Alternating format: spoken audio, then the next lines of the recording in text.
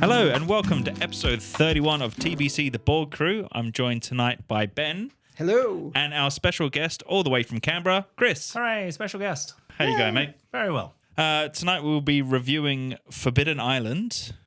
The Resistance. And Azul. So let's get into it. First up, we're going to talk about The Resistance, and I'm also going to talk about The Resistance Avalon, because really they're both the same. They're pretty much the same game. Yeah, Right. they're, Not quite. yeah. I mean, there's a difference, but I can't see why you would own both of them. He says as he has He owns both both of in them. front of them. Anyway, spoilers. Is it theme?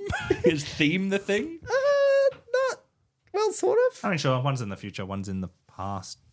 Ish. I Magic wouldn't call that the present. This No, fair it's in front it's of a like, castle. like one's King Arthur. Arthur and one's sci-fi's future. But anyway, The Resistance, this is a social deduction game where essentially you are playing the players more than you're playing the game. So it's about how well you can lie to each other and how well you can determine whether someone's lying to you with a little bit of information thrown in to kind Just of help enough you. information to keep it more and more interesting each round. Yep, pretty much. And so how it's going to go is essentially you have to form a team that has to go on a mission. And depending on which turn of the game you're in, you have to send so many people on the team. And then everyone has two cards. And one is the mission succeeds and one is the mission fails. And so you put in either the mission succeeds or the mission fails. The thing is, there's a group of people at the table that want the mission to fail. And they win if certain number of missions fail. And the rest of the team, who is the majority of players, win if the missions all succeed. And so you put in these cards, then you shuffle up all the cards that got put in, and then you reveal them all. Now, if they all succeed, everyone's like, wow, we clearly trust everyone that went on that mission. This will be fine. Now I trust Chris forever and ever and will never have any reason to doubt him. Oh, right, you choose other players to go on this Yeah. mission. Right, okay. So you can choose yourself. You can right? choose yourself, yep. So basically, one person will be the moderator each round. And they, let's say, first round, because we've got 7 of us around the table, I might have to choose 3 players. So I'm like, well, I think I should go because I'm very trustworthy and we're going to take Chris and we're going to bring Deke along. And Tony could be like, that's a terrible idea. Like, I'm voting that down. So the whole table then gets to vote if they think that's a good team to go on the mission. Right. Right? Now, if they all vote that my team is terrible, then I lose the power of picking the team and it goes to the next player. It's even just a majority, right? Yeah, just a majority. yeah. Yeah, it's just got to be a majority. You've got to convince at least half the table that this is a good team to go. Right. The other lose condition, apart from losing X number of missions, I think it's best out of 5. I think it's best out of 5, yeah. Yeah, is if you just can't pick a team in 5 turns. Yeah, if So- you can never, Oh, if if you the can never vote, if the agree on a vote says team. no Yeah, 5 yeah. times, I right? think you just automatically lose that mission, not the whole game. Yeah. If a mission gets voted down 5 times, then you just fail the mission because you didn't defuse the bomb in time. Ooh, Yeah. right. Which is not good. No. You know, well, unless that's what you want to happen. Unless you're, Unless you're part of these resistances or whatever. Well, see, in the resistance is the good guys. Right. And okay. Yeah, we like the the resistance. collaborative people are with the evil empire, essentially, that you're trying to bring down the government forces. Very Star Wars. It's not Star Wars. It's more. No, I know. But it's just the resistance Cyberpunk. against the evil Yeah. empire. It's like, Oh, yeah. No, more think of like a big corporate government kind of style. So more like Netrunner, cyberpunky, Netrunner, yeah. kind What's of Android, that sort of Cyberpunk style. 2077. What's the other game that I'm thinking of? Anyway, generic cyberpunk. Yeah, And I generic think- cyberpunk. Yeah, what's nice about the Resistance, as opposed to something like Werewolf, where you're trying to do a similar social deduction, is like no one ever gets killed, right? Like You're I can always be all pretty playing. sure that you're a bad guy, and I'm just going to ignore you for the rest of the game. But that's the worst that I can do to you. I can't actually eliminate. you that from the- almost from the game. feels worse in its own way. Rather no, than like, because you're you're- dead. It's like, oh no, I just have to sit here to the side now. No, Well, because but, you still it may get to just be vote me, on right? You everything. still get to vote on everything. Ben might still be like, no, Tony's great. Chris, you're just an idiot. Yeah. But so, No, I was part of the evil all along.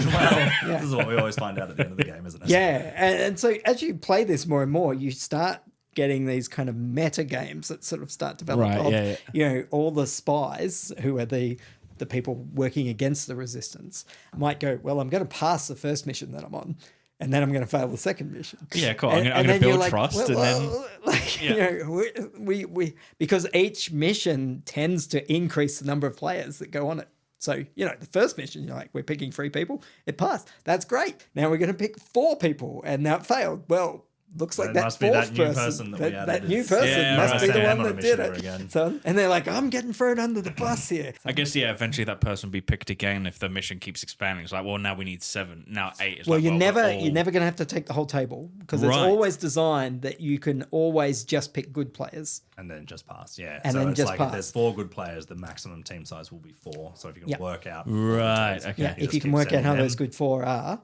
The evil players know each other at the start. You know, you do that. Everyone closes their eyes, and then the spies get to open their eyes, have a look, and so on. But they can't obviously openly communicate during the game. So it's really interesting. Like if Chris and I are both spies and you pick us to go on the mission with you, we're kind of thinking like which one of us is going to fail? Because if we both fail, it's going to be very really obvious.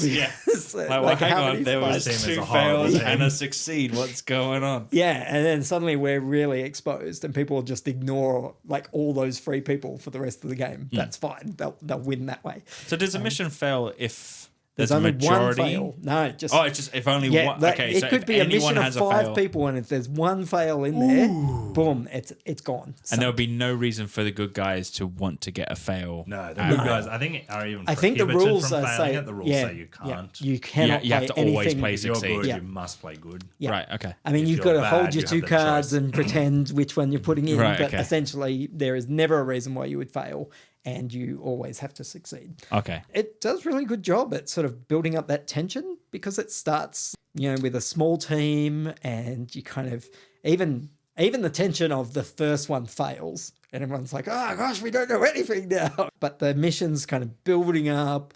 It's amazing how many times you get to the 5th mission. It like does- it's you often almost get to the never 5th mission, a yeah. whitewash of either Either way. way. Yeah. Right. Almost always. And it's so, the fifth yeah, it mission. comes down to that 5th one. And I mean, Chris and I have both played games where we failed because we haven't got a team Yeah, in we the just 5th can't get the mission. team to Like, agree. no one can agree. And so you just. Yeah. And So- people are like, I'm still voting no because I know that So just mission's like going to we fail fail, and I either want to way. be at least right about they were evil, rather than, you know, say we'll Letting them fail kill by me. not going on the mission, Right. rather than that. You know, and sometimes you do get people, like I've played with other people who are like, oh, well, you always vote down the first team.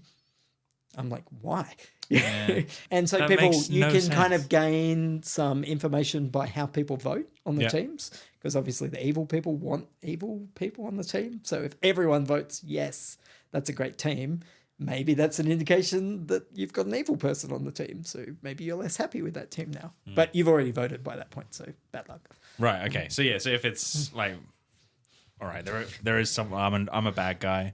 I know Chris is on the team. He's a bad guy too. You've selected Chris in the team. Yeah. But I go no. But everyone else said yes. Yeah. That mission still goes ahead. But there was Yeah. a little bit of doubt thrown in there anyway. Yeah. And then if that mission then sinks, you can be like, guys, I said Yeah.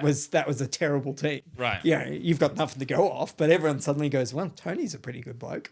Maybe we should send him on the next mission. I mean, he picked the last one. So Never. I do remember never attacks trust me. vaguely being like 2 spies, like just throwing each other. It's just Yeah. like Ben and Chris clearly hate each other. They always vote each other down. So Yeah. one of them's got to be good. Yeah. And so that way, one of Chris and Ben Yeah. is always on the mission. yeah, I'm pretty Why sure do we Chris keep is, getting fails? Ben Ben and Chris are and I both would good guys. very frequently like just throw each other under the bus. Yeah. If we were both spies, we're like, well, one of you is going down.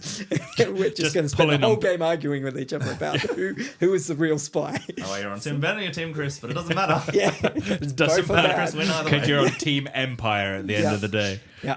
So the difference with Avalon is it adds essentially special rules. Although then there's an expansion for Resistance which adds special rules to Resistance. So The same as Yeah. Does it add the like- same rules that would be in Avalon? yes. Yep. So is Avalon just the everything together? Yeah, I guess again it comes down to which theme you like more. Okay. But essentially, so Avalon has kind of ones like you might be Merlin, and then you get to know who all the spies are at the start, who all the bad ones are. But if at the end of the game the spies can point and say you're Merlin, then they win. Oh, so you right, can't okay. like just at the start of the game go, I'm Merlin and these two guys are the bad guys. Right. You got to kind of subtly feed it through.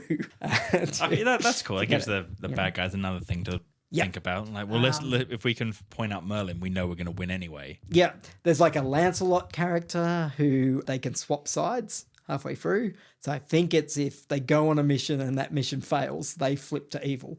So if they go on a mission and it succeeds, they flip to good. Right, So okay.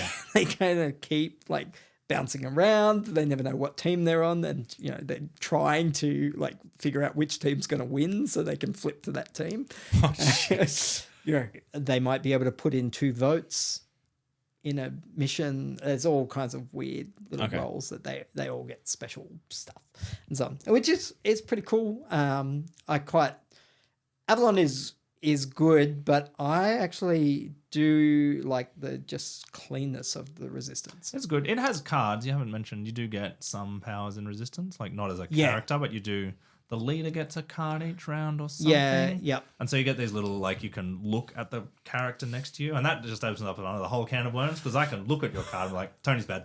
And everyone's like, wait, is Tony bad or is Chris bad? is And Chris he's lying bad? about it. Yeah, because Tony's then sitting there going, well, No, Chris is Chris is lying clearly about bad. it. But again, you can do that like team Chris and Ben thing where I look at Chris's one and I'm like, well, he's bad and I'm bad too, but I like can tell the truth. And everyone's like, well, one of them must be good now because like they've thrown each other under the bus. Right, okay. For this. And you get like chains of trust, because you can look at someone to your left or right. You're like, I'll look at Tony, Ben will look at me, Joe will look at Ben, kind of thing. And if we all say they're okay, then you're like, okay, don't know anything about Joe. Ben, kind of good because Joe says he's good. Chris, almost certainly good because 2 people. And then Tony, like, it's actually impossible because there's only 3 bad guys and they wouldn't all be.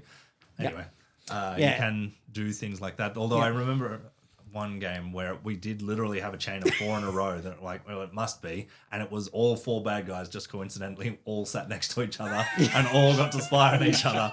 Yeah. And I'm like, how the hell? Yeah. No, he's a good guy. Like, what? And there's some other interesting little cards. Like there's ones of like once everyone pushes in their mission, you're like, okay, Tony, you flip yours face up you before can we just, shuffle like, it. Out them. Yep. And then so before we shuffle it, your card that you put in, right. How I success vote or for it fail. to know whether Yeah. you Okay, right. It's Yeah, like, 'cause okay, it shows- we get to see. Or other ones are, okay, well, you're going to play it publicly. So you know before you choose Right, whether you're okay. going to play. But you could still fail it because you're like, well, I'll It's get worth one it fail. now. Yep. It's worth it now. There's already enough heat on me. If whatever. there's 2 more fails Yep. in this, I know I can get like 1 straight away. Like, Yep. It's easy. Or you've like, well, I've already got another spy on the team, so I'm going to pass it. Or I've got another spy on the team, I'm going to fail it, and they'll look even more trustworthy next time. And, so lots of options. Is this a game that you guys think benefits from replayability with the same people? Well, I mean, That was I the think only way I I mean, played you it, did, really. I mean, you did say with the meta game that forms from I it, think which I that's love that very sort of fun. thing where you get Yeah. a story from a game and it's like, Ben's always the bad guy and Deke's always a good guy or whatever, and it just not always necessarily the way, but that's just how it's built up in your head. Yeah. Look, I reckon Chris and I played well over 100 games I reckon. of this. I've got over 100 logged in Yeah, right. Nice. when I was logging plays, and they were all with the games group. Yep. I have played it with other people, and then I got annoyed because they were like, no, this is the way. It's kind of like if you ever play Hanabi with some people, and they're like, this they is the way play you it play Hanabi. wrong. You're like, is it? Don't play Can it we wrong. just play? Like, I think it works fine with a group of people that have never played before, but there is something special about playing the Resistance repeatedly because there's just kind of, it's less about the meta of the game and more about the meta of the players. Kind of, like Chloe blushes bright red every time she's a spy. But it got to the point that she started blushing because people would accuse her of a spy and she would just start blushing. Right. And you're like, well, she's a spy. Let's just ignore her for the rest of the game. She's like, I'm not a spy. And then Poor she'd Chloe. get like super flustered, and then so she'd be bright red and everyone would be like, see, Well, that's the look how spy red she is. tell. Yeah. Yeah, clearly. Yeah. Spy if I ever saw one. Yeah. So yeah, it is quite interesting to. I think it works well with repeated plays. There's a lot of social deduction games where you're like, this is a one and done, or like I played this and that was fun, but there's an optimal way to play. Right. Resistance Hell always has enough chaos, and it's like Chris said at the start. there's enough information to make it spicy and to kind of give you some clues to go off, but you can never solve a game of resistance. No, you're always... Yeah. Even if you can, sometimes you get in the position where you personally know all the spies just because of the missions you've been on and stuff, but like that doesn't mean you can prove it to the other 5 resistance. So you can know, and you're like, this mission will absolutely fail, but like if people think you're one of the spies, they're just not going to believe you anyway. Yeah. Yeah. And I guess if you're there like preaching like this is going to fail, and all of a sudden it's like no, it passed, and it's like see, it passed, everything's fine. It's Yeah, like then it's even harder. you cheeky spies. Whereas I've played like, say Blood on the Clock Tower or Werewolf or those kind of things, and occasionally you can solve it and you can logically prove to everybody because A, X, Y, etc. Yes, there's always an element of having to convince people, but there's kind of like a logical flow that you can go through based on the information circling around. That's never really going to happen because all the information in Resistance generally is private. Like if I get to look at your card, Almost always. I get to look at your card, but I can't show anyone else your card. Right. I remember playing with a guy that like I looked at his card and I was a spy. I'm like, oh, he's a spy, guys. And he just lost it. Like, and he was like, I thought it was hilarious, but I don't think he was a great player for Resistance. He was like going to the rest of the table going, I will give you $20 right now to like show you my card. So I'm like, you can't. That's the rules say you can't show the card. And you're a spy, so it wouldn't help you anyway. He was just like, Yeah.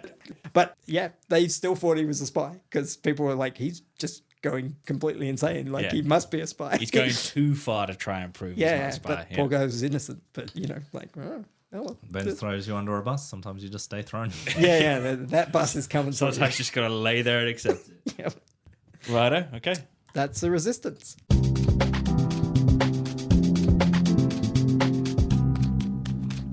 All right, so I'm probably reviewing certainly the game I played on Board Game Arena the most, which probably means it's the board game I've played the most, although Dominion would have to be up there. This is a little game called Azul, and I quite like it because it seems remarkably replayable. It's beautifully tactile. I'll shake the tiles for you. We've got these beautiful That resin lovely tiles. ASMR. And you get to do that a lot in the game. It's like shake your tiles is an important part of the game. And it's quite simple and it's quite quick, but it does seem quite tactical and even slightly strategic kind of thing with a lot of... Can be super mean. And can be super mean. Yeah. So there's a lot of thinking about what other players are going to do. So what the game is you're trying to build a beautiful tile mosaic, which is in the city of Azul, which is in the style of Azul. I don't know what an Azul is. It's in the city Something of about Azul, the cathedral and all and this. you're in Portugal basically, making those kind of Iberian, Islamically inspired Mosaic tiles kind of things. And that's the tiles that you hear me clicking. And they're all Very beautifully colourful and decorated. artsy tiles. Very colourful and artsy tiles. Although, as my wife points out, a lot of the tiles have beautiful patterns on them. You know, they're really, truly gorgeous to look at. But the red ones are completely plain and the blue ones are completely plain. And like, this would be a 10 out of 10 perfect game if only one of them was completely plain. Two completely plain. There's too many. Only a 9.5 now Yeah, because of only the a artwork. 9.5 I mean, until they you can colour get in the blue. chocolate edition, and then they're all. Are they all coloured in? Maybe I'll have to get. Well, the actually, chocolate there's Or you edition. one can get that's the plain. stained all the That's rest an are acceptable pink. amount. One plain. I think Stained is glass acceptable. Sintra, so you get all different stuff. Apparently Yeah, it's but bad. then I've some never of played those it. see-through plain. But, So like but at there's a least plain blue and a plain red, but they're see-through. Maybe one see-through would be sufficient to mollify them. Yeah, just have one solid, one see-through. Yeah, and I No, can- then- I no, can because be down they're for that. all see-through, but like stained they're glass, just anyway. I've Either way, actually never face played the stained glass. Azul. I hear it's bad. Yeah, I wouldn't recommend it. Good, I won't play that one. Well, Normal, what about the summer classic, one then? Anyway, no, it classic- doesn't matter. Let's just Queen's keep- Garden? Are we talking about Queen's Garden? No. Anyway, we'll talk about the normal classic Azul. It's the best one. It's probably the best one. I think there's a little Chocolate bit is more. good, but Chocolate's it's good. essentially It is this with like It's a this couple of with extra a rules for extra you've played rule. Azul 100 times. Do you want something slightly different? yes. You want Azul Plus? Queen's Yes. Garden I liked. I like Queen's Garden, although it probably doesn't have the replayability anywhere near the replayability. And then there was another one that I played, which was also fine. But yeah, I just find myself endlessly able to play this game. I'm always up for a game of Azul. You have a triangle kind of thing. So you put one at the top, two in the next, three next, four next, five next, etc. And that's where you play your tiles. And the way you get the tiles is you can take all the tiles of a same color in a section kind of thing. And then when I take I'll take two of the same color in a section, the other two go into the middle, and then the middle itself becomes a section. So And there's always 4 in each there's section, 4 in each apart section. from the middle. Apart from the middle. And so the middle sort of builds up. So some of the tactics of the game is like, oh, I really want yellow, but if I take that one yellow, I'm going to tip so much into the middle that Tony's turn is going to be like really excellent. Okay, 'cause there's you get 3 4 red, or yeah. 3 red or kind of thing. So that's quite enjoyable. Although it can be a double-edged sword because Yeah, if you because can't sometimes you're like, fit well, the now tiles- there's going to be 8 blue for Yeah. Tony to take. I don't want 3 broken I tiles. do not want 3 broken tiles. So yes, you've got to fit your tiles in that 1, 2, 3, 4, 5 spot that I was talking about before. Anything that doesn't fit has to get smashed, and smashed is like pretty brutal negative points. The first couple are okay survivable. If you smash 4 tiles in a round, it's likely you're not going to win the whole game. Like, Yeah. it's pretty hard to come back from something like that. But that tends to happen as well at the end of the game Yeah, because if you've used that 5 to put a blue in, you can't put blue in that 5 again. Yep. And so it could be that 8 blue actually has to go in the 2 row. Yeah, yeah. Which And then you is smash 6, horrendous. which Yeah, is you're like- smashing 6. Yeah, and Negative as your 12 mosaic gets points. choked up. in a game where 50 points is often the winning score kind of thing. Yeah. So that can be quite brutal. Yeah. And the game evolves kind of thing. And like you don't clear your board throughout the turn. So sometimes you will have put just like 1 red 1 on your 5. And now you can only place red 1s on your 5 until you fill that 5 red row. Yeah, which is pain. Which is pain. And Which is like, people watch no you reds too. come out kind Yeah. of thing. Yeah. And that's probably what I like about it. It's probably what I'm worst at about it. Like I'm okay, but I've met friends who are a lot better at Azul because they pay a lot more attention to what does Ben want to do. So it's my turn, but like I kind of care about what I want to do, but what I really care about is what's Ben going to do so that I can A, make sure his turn's no good, and B, work out what he's going to do so I can really set up my next turn very well. I think that's why the game's so interesting and has so much replayability is that it's not you're just like building a little engine in a corner with occasional interaction. Like the whole game is very indirect interaction, and if you can pick your other players, then you can just like take the perfect tile to screw over their turns and make your turn perfect. Yeah, because once those tiles are drawn, it's deterministic. Yes, in the whole terms of- game, there's no secret information Yeah. at all in the whole game. So there's, Yeah. there's some randomness in that what color tiles are grouped with each other, but all the information at each turn is completely on the table. So you can think through, all right, Tony's collecting yellows, so he'll probably get those triple yellows, which means the blue will go in the middle. Ben will want that blue, but he doesn't want to do this. So, therefore, the best possible tiles for me is these 2, but I guarantee no one else is going to take these 2. So I'm going to take this 1 over here because it's more likely to be gone by the time my turn gets back around. Like those 2, I'm just like, they're unlocked because no one else wants them. But you And- just thought all that, and now I'm thinking he's going to want to take those. So he's going to take this Yeah. one. I could just take And those 2 and I so would have Chris, to if smash Chris one takes of this them. one, I'm going to take the 2 over there because I know that's what he wants. But that's going to lock his 5 up for the rest of this It game. definitely comes down, especially as you're getting towards the end of each round, and especially if there is a big number of a Yeah, that's particular always the color, worst. being able to map out like, okay, well if I put this last one in, that means there's definitely 4 more turns, which means it comes back to me taking that last big one. Yeah. But if I take this one, even though it breaks one right now, that means Tony now gets that giant 5 extra thing. turns. Yeah. And he's got no choice. It rewards that kind of clever thinking with some of it, even when you don't manage to duffel bluff people. So, yeah. Yeah, it's like 4D chess the whole time on such a nice...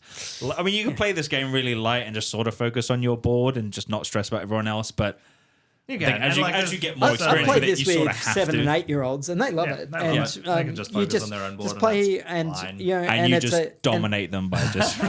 I mean, not sure you do, I like- tend to just like I'm take kidding. quick turns I'm for kidding. that. Yeah. Assuming they're the kind of kids that don't mind potentially getting a vicious setback, but can also laugh when someone else takes a vicious setback. So, if they can make an adult take the 8 tiles and watch crashing, like that's the highlight of their game thing. Yeah. Yes, you do need a kid that's not going to chuck a tantrum because they have to take 8 tiles. Yeah, but that's true of lots of games, That's I true guess. of lots of games. Yeah. So, Chris, do you prefer playing on the set side with all the colours or the grey side where you get I to actually like, much do prefer your the thing? set side, which surprises me because I would have thought the grey gives more tactical options and you can sort of place, like on the set side, the black goes in the top left corner and that's just where it goes. On the grey side, you can put the black wherever you want, so you get a bit more options. But I just find the games all look the same with like a build down the middle and it's just like, I don't know. I find it less interesting. I find that the I game agree, actually. I forces really you more. thought the grey would be... Yeah. When I started playing Azul, I was like, oh, cool. After I've got my head around this, I'll flip to the grey side and then it'll be like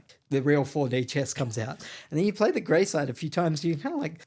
The freedom actually detracts from some of It the makes coolness. fewer interesting choices because you can sort of always put the piece where you want it to. Sort of. You can snooker yourself, and it's very funny. It's like, oh, I can't actually complete my blue color anymore because, like, you can't put it in the same horizontal, you can't put it in the same vertical, and you can actually just lock yourself out entirely. Yeah, and I've seen that happen with people, but it doesn't feel as fulfilling. It just doesn't feel as fulfilling.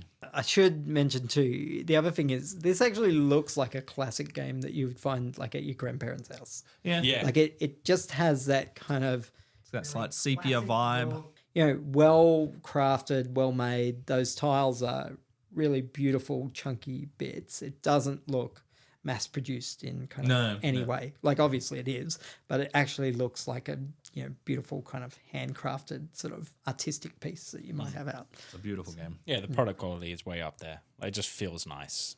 In like those tiles in your hand, you just feel good. And then the last thing I want to say about Azul is like the technical rule is that the game finishes whenever someone has completed a whole row. Like you from this triangle, you put them on the main board.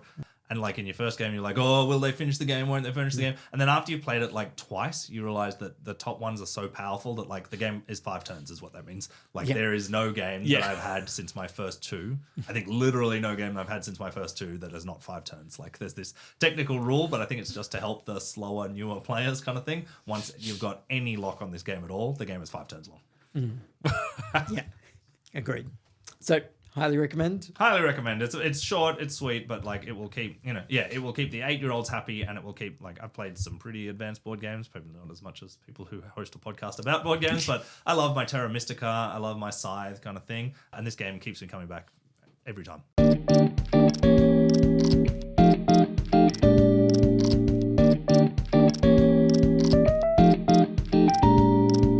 All right, the game I'm reviewing is Forbidden Island Adventure, If You Dare. In this one, you're going to Lost, basically. Well, you're going to an island. No, you're not going to Lost. It makes a lot more sense than Lost does. What was in the bunker? There's no polar bear. Yeah, true. There is. Is there? I'm watching. What am I watching? Severance right now. I'm like, this better not be Lost. I'm so very worried that Severance is turning into Lost. There's just a lot of mysteries in this show. I need to watch Silo. Anyway, we're Silo talking. was good. Yeah, I know it is. Anyway, we're talking board games. So, board game. Forbidden Island Adventure, If You Dare, is a game for 2 to 4 players.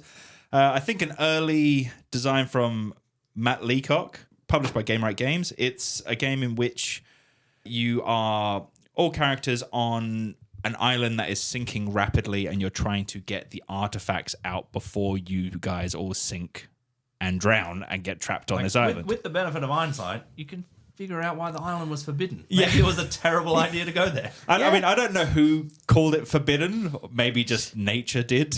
But either way, you all start with separate colors and different locations. You randomly set up a grid, which is a 4x4, then... It's like a star. Yeah, it's more like a star. It's a 4x4, then with sections off of it. So star is a great way. It's a plus. Is it by the same person who designed Pandemic? Yes. Yeah. Okay. And like Pandemic, in this game, you get a certain amount of turns each turn, and you can do different things with those things very early on. So yeah, you get 3 turns in this one. So you get to move, pick up an artifact, or you can use one of the special ability cards to shore up a location, or to... I think that's pretty much it, actually. The game is rather simple. It's a lot of fun, though. Every turn, the water rises and different places start to flood. And if it floods twice, you lose that spot forever. So then you can't travel there anymore. You've got to try and find another way around, unless you have the ability to dive through and swim across, or if you have a helicopter, which can get you around. Yeah, lots of fun. You've got to collect 4 clues to the artifact, go to a location which houses it. You get that artifact. Great. It's all cooperative. Everyone's working together. And then you all got to get off the island. It's not good enough just to get it all. You've got to get out that island as well. Get to the helipad. Get to the helipad, yeah. Or you need to all be together, and hopefully someone got the helicopter pilot as a character, and they can use their power to get you out of there from anywhere on the island. Yeah. Lots of fun. Has ranging difficulties. I have played this at home with my 6-year-old and my wife. They both love this game a lot. My son's even made his own style, where rather than this island sinking, it's raising, and so if you're there by the time it rises, all the monsters come and get you. So you got to return the artifacts to stop it from all going off. Which I'm like, that's cool. Yeah, it's a different way. Yeah, lots of fun. Very quick game. Says 30 minutes on the box. That's pretty accurate. If you like Pandemic, you'll enjoy this. It's much lighter. You will see the fingerprints of Matt's designs here of where he led into things like Pandemic and such. Well, I think was Pandemic Pandemic was first. I think. I feel like this is a cut down version. No, hang on. That's, Because I've called this early design, which is really bad if it's not now. Pandemic is 2008, 2010. Ooh, okay. So Forbidden Forbidden Island. Desert is 2013, Forbidden Sky is 2018, and Forbidden Jungle 2023. All by Matt? Yeah. Wow, okay. The Forbidden series. He likes forbidding people from doing things. Yeah. Are people still doing it? Like, no, you're not Very allowed confusing. to go Forbidden there. Sky was terrible. Yeah, I remember it being terrible. I feel like Yeah. I played it maybe twice. Desert's great. Desert's and- hard. I remember Desert being hard. Well, Jungle is Yeah, I'll bet. ridiculously hard. Yeah. Yeah. Desert is thematically, as you leave the island, you crash your helicopter in the Forbidden Desert right. while you're trying to get home. And so then you you've got fly to, out into the skies. Yeah. Yeah, Well, right. no, Forbidden Sky isn't actually Aw, linked because come on, it's Matt. sci-fi. But I think Forbidden Sky and Forbidden Jungle are linked because Okay. jungle is like an alien jungle that you're running around and aliens are coming and eating you. But I'm not 100% sure. But Desert is you leave the Forbidden Island on the helicopter flying to safety. The helicopter crashes and then you've got to collect all 4 parts of the helicopter to take. So you could back do a off. back-to-back game. You could, in theory, yeah. Thematically back-to-back. Okay, we've done this. Well done, guys. Jurassic Park 1 Now let's goes into die in the Jurassic second Park one. 2. Let's go. Yeah. Going back to the island. Yeah, having said that, like I think Forbidden Island really is my first Pandemic. Like I think Yes. it's Well, that's why I it's- thought it was earlier, but as you just said, like Yeah. 2008 for Pandemic, 2010 for this, it Yeah. feels like this was be an earlier game. Well, I think he just took Pandemic systems Core and mechanics. streamlined, made it simpler, made it much more appealing for kids. Yeah. Like I don't think that I would play a Pandemic with an 8-year-old. No, Yeah. there's many reasons Yeah, why not. yeah. But yeah. But Oh, now Forbidden this Island, goes up in the threat deck. Oh, Yeah. now we've got this. Oh, now there's been an outbreak. Now there's Yeah. too many moving parts. Yeah, but Forbidden Island is awesome. I love playing this one with kids, Yeah. and it's great for adults too. It's a really good, welcoming kind of game if you want to grab a couple of non-gamers, play through a solid cooperative game where you're going to have some real choices and that they will actually matter. You know, I think he's done it really well in the sense that it's not necessarily that there are obvious moves that you would definitely make. I think that's true. I think the one, if I may nitpick, I think that the only problem that I have with the Forbidden games generally is that they are sort of one-player games, and that if you get a very dominant personality at the table, they Yeah. become a one. Very much. That, Can- that person, you can definitely they'll, be work stuck out, into alpha game. Well, we have to do it like this because I have to move here so that I can pass you. So you have to do this, and so Yeah. your turn is you just like listen to. Let's be honest, me. Yeah. Because I certainly in my 20s was no- that dominant personality. All of a sudden, they're like, no, I'm going to go this way. It's like, why? No, Like, no, 'cause you are I'm going the to kill him. traitor, Chris. Well, Yeah. yeah. Resistance. Because there are no traders, there is no hidden information. No, like if you look at a everything's game open. like Hanami, Yeah. you can't have one person dictate it because that Yeah. one person doesn't know what their own cards are. So everyone has to have a piece of the party. Whereas like because basically everything's open, you have secret cards maybe. Not in Not even- Forbidden Island. Right. See, like theoretically in Pandemic, you can say my hand is hidden, although even then, like it just It doesn't make the sense. advantage is to share as much information as possible. Yeah. And so Pandemic can be kind of an alpha gamer problem of Yeah. just going, this is how we should play. Yeah, and I agree. Forbidden Island does nothing to avoid that. That is a weakness of the game, but I think it's more a flaw of the players. And certainly, you can play without that. The players can just choose not to have that problem in theory. When your kids are 6, you play this with them. Just They're remember going not to do what I told them, just like they do it too. My daughter always does exactly what I ask. Sure, she does. Sure. That's why bedtime was not until like 8:30 tonight.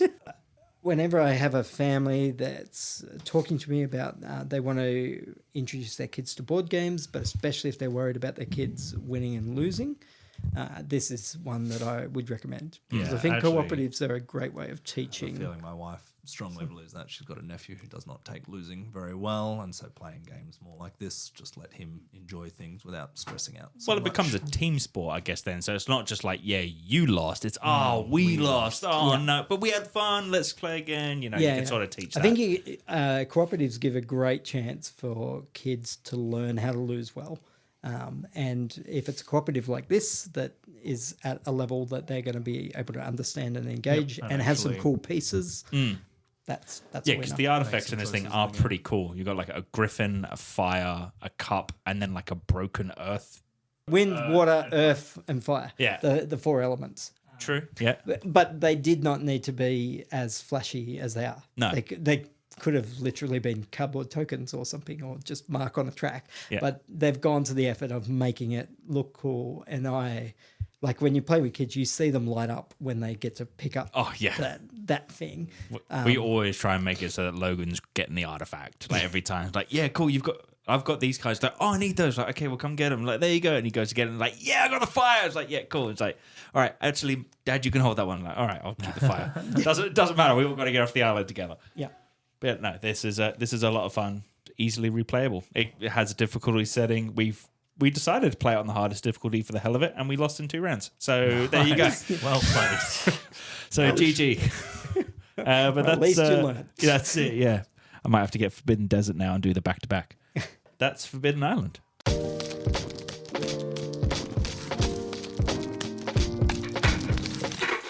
All right. Well, Chris, every time we end a pod, we always ask, what would be the game you prefer to play if you could right now? All right So- now. If you had the option, and if you had enough players. Yeah. So if you had the option and enough players, what game out of the 3 would you like to play? I feel like I'd like to play the Resistance to live the old times kind of thing. I feel like the Resistance is a game that I'd love playing 4 or 5 times a night with 10 child-free couples kind of thing. What realistically I would actually like to play is Azul, because I might actually get to finish a game of Azul. 5 before my rounds, daughter bang. works out. Yeah. Fair. Ben? Yeah, I mean, I think back to some of those old games of Resistance that we played, and they were pretty epic. We were basically playing the Resistance at the start of every games night and often at the end of every games night as well. So we were getting a lot of games in. Just a quick Hanabi between the 2 games. Wow, we played so many games tonight. Yeah, so I think I'd go towards that. These days I tend to play Blood on the Clock Tower for social deduction stuff, but yeah, Resistance has got a special spot. Nice. Probably run with Azul. Just that nice chill, tile laying. You know, can be relaxing, can make it as hard as I want to and be as thinky or whatever.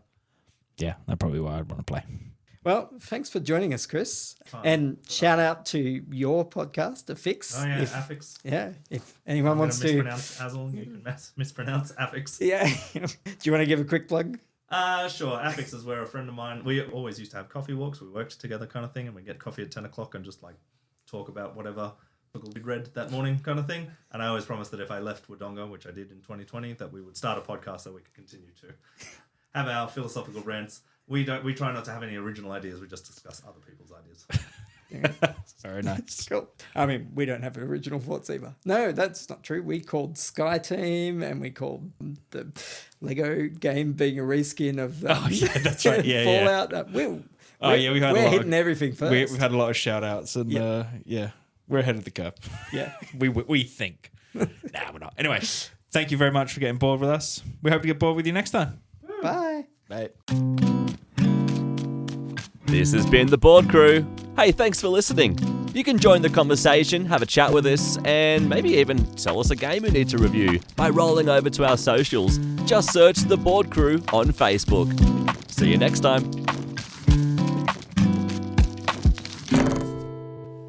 I always say Azul, because I like pronouncing things deliberately wrong when I've got plausible deniability. Yeah. Except Only it is my actually a bagel. city in Portugal. But not one you know how to pronounce the name of. It could be Azul. No, I'm pretty sure it's Azul. I always thought it was to go with the colour. That's why I was. Like Azure. Yeah, Yeah, no. Oh, maybe it's the Portuguese word for blue. that's what I thought it was. Yeah. 'Cause I think it's Either way, Spanish it's word. Portugal. Wait a minute. Hang on a sec. We're putting this stuff together. Yeah. All right. That's okay. We've never claimed to know other languages. I mean, to be fair, every time that we have mentioned people's names on this of designers and stuff like that, we always get it wrong. So you're really it's following the been theme. horrendous. And do they call in and say, you got my name wrong? No, a lot of times they like it and they go, thanks for reviewing my game. Yeah, You're more than great. welcome. So